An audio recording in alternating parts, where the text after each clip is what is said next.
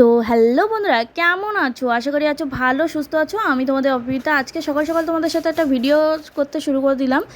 তো আজকে একটা সিরিয়াস কথা তোমাদের সাথে বলতে চলেছি। আজকে আমার দাদুর শেষকৃত্য করতে যাচ্ছি। দাদু আর আমাদের ভেতরে নেই। তোমরা কামনা করো, বাসনা করো, প্রার্থনা করো ভগবানের কাছে, যেখানেই থাকুক আমার দাদু ভাই যাতে ভালো থাকে, সুস্থ থাকে।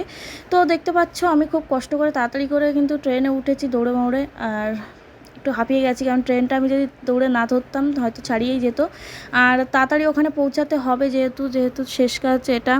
তো আমি চেয়েছিলাম আমি যত অসুস্থই থাকি আমি যাব, তো তার জন্য চলে যাচ্ছি দাদুর ওখানে। আর দেখতে পাচ্ছি এখানে ট্রেনে যেতে যেতে আমি বাইরের দৃশ্যটা তোমাদের সাথে একটু শেয়ার করে নিচ্ছিলাম। আর কী করবো বলো, আর এখানে ফাইনালি আমি বসে গেছি ট্রেনে। আমি সেকেন্ড ট্রেন ধরেছিলাম, এটা হাসনাবাদ লোকাল, যেহেতু আমাদের বামুনগাছি দিয়ে ডাইরেক্ট হাসনাবাদের ট্রেন যায় না, তার জন্য আমি আবারও ট্রেন ধরেছি বারাসাত থেকে। আর এখানে আমার চোখ মুখের অবস্থা দেখলে বুঝতে পারবে কি অবস্থা ছিলাম। আর মা এখানে বসে আছে, তো মাকে একটু সান্ত্বনা দিতে দিতে নিয়ে যাচ্ছি।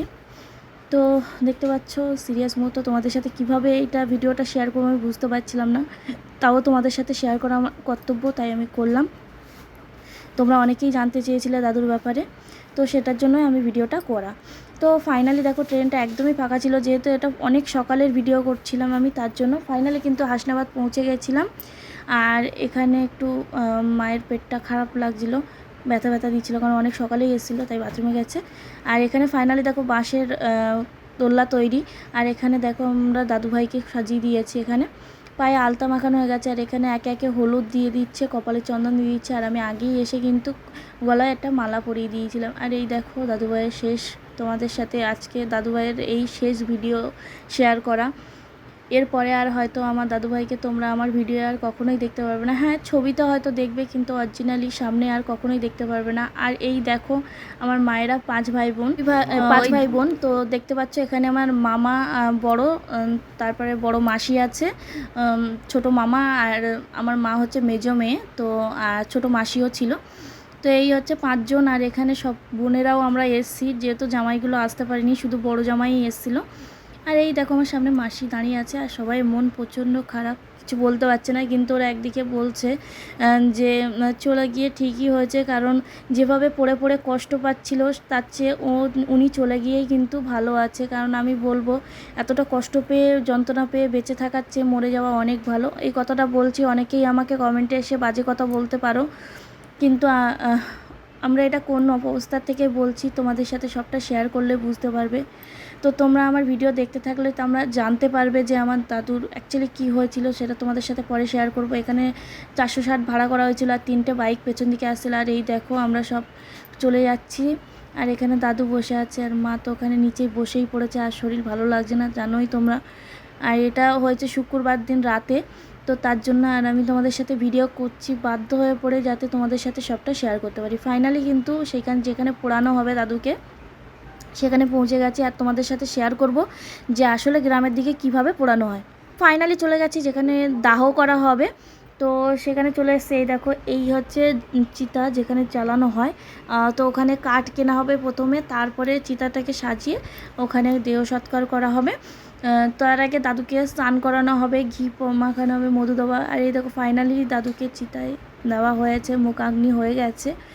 তো একজন জ্যান্ত মানুষ যখন মরে যায়, কিভাবে তাকে দাহ করা হয়, এটা দেখে আমার তোমাদের সাথে বলার ভাষা নেই। তোমরা বুঝতেই পারছো আমি কোন পরিস্থিতিতে তোমাদের সাথে কথা বলছি। তো এই ভিডিওটা হয়তো তোমাদের সাথে অনেকটাই লেটে আসতে চলেছে, তো তার জন্য তোমাদের কাছে আমি ভীষণভাবে ক্ষমা প্রার্থী। তো বলার কিছু ভাষা পাচ্ছি না। আর এই দেখো পুড়ে যাওয়ার শরীরটা তোমরা কিছুটা অংশ দেখতে পাচ্ছ। তো ফাইনালি চলে এসেছিলাম বাড়ি। এসে মারা মালসা রেখেছিল, মা মাসি দুই মাসি মালসা রেখেছিল, তো তারা খেতে বসে গেছে। তো তারা খাওয়া দাওয়া করার পরে আমরা বিকেলে 5টা নাগাদ চলে যাই বাড়ির উদ্দেশ্যে, মধ্যমগ্রামে চলে আসি। কারণ যেহেতু হাতে মাত্র আর একটা দিন ছিল, কারণ সোমবারেই কাজ, আর এটা আমরা শনিবার দিন দাহ করেছি। তো একটা দিন যেহেতু টাইম ছিল, তার জন্য আমাদের বাড়ি চলে যেতে বাধ্য হয়েছিলাম। আমি জোর করেই পেয়ে চলে এসেছিলাম, কেউ ছাড়তে চাচ্ছিল না, তাও চলে এসেছিলাম। তো এখন চলে যাচ্ছি বাড়ির উদ্দেশ্যে। তো চলো, আর যেতে যেতে হয়ে গেছিলো সন্ধে, আর আমরা চলে গেছিলাম ফাইনালি হাসনাবাদ থেকে ট্রেনটা ধরবো। 6:55 ট্রেন ছিল, তো ভাগ্যের চক্করে তাড়াতাড়ি ট্রেনটা আমরা পেয়ে যাই, আর তার জন্য একটু মনটাও ভালো থাকে। আর এখানে দেখো মা বারবার সবাইকে ফোন করে বলছিল। তো ফাইনালি ট্রেনটা ছেড়ে দিয়েছে, আর আমরা বেশিক্ষণ লাগেনি, ট্রেনটা খুবই স্পিডে ছিল, তার জন্য বেশিক্ষণ লাগেনি, পৌঁছে গেছিলাম তাড়াতাড়ি খুবই, আর কষ্টও কম হয়েছিল। আর আজকের না প্রচণ্ড গরম ছিল, তো সেটা তোমাদের সাথে তো বলার দরকার নেই, তোমরা কম বেশি সবাই জানো। আর পৌঁছে গেছি আমরা মধ্যমগ্রাম স্টেশনে, ফাইনালি পৌঁছে গেছি। আর বাবা আমাদের নিতে আসবে বলে কিছুক্ষণ ওয়েট করার পরে চলে এসেছিলো বাবা। তো বাবার গাড়িতে করে ফাইনালি চলে যাচ্ছি আমরা বাড়ির উদ্দেশ্যে। বাড়িতে গিয়ে তোমাদের সাথে বেশিক্ষণ হয়তো ভিডিও করা কন্টিনিউ হবে না আমার। তো ফাইনালি বাড়ি পৌঁছে গেছে, শরীরটা প্রচণ্ড খারাপ লাগছে, যেহেতু 4টের সময় ওঠা, আর প্রচণ্ড সারাদিন ধকল গেছে। তো আর ভিডিওটা এন্ড করতে হচ্ছে এখানে, আমি আগাতে পারছি না ভিডিওটা। তোমাদের ভিডিওটা কেমন লাগলো কমেন্টে জানাতে ভুলবে না, আর আমার দাদুর জন্য সবাই প্রার্থনা করো, সে যাতে যেখানেই থাকে ভালো থাকে সুস্থ থাকে। আজকে ভিডিওটা এই অবধি, টাটা বাই বাই বন্ধুরা, ভালো থেকো সুস্থ থাকো, নিজেদের খেয়াল রাখো, আর আসছি পরে একটা নতুন ভিডিওর সাথে তোমাদের সাথে দেখা করতে। বাই।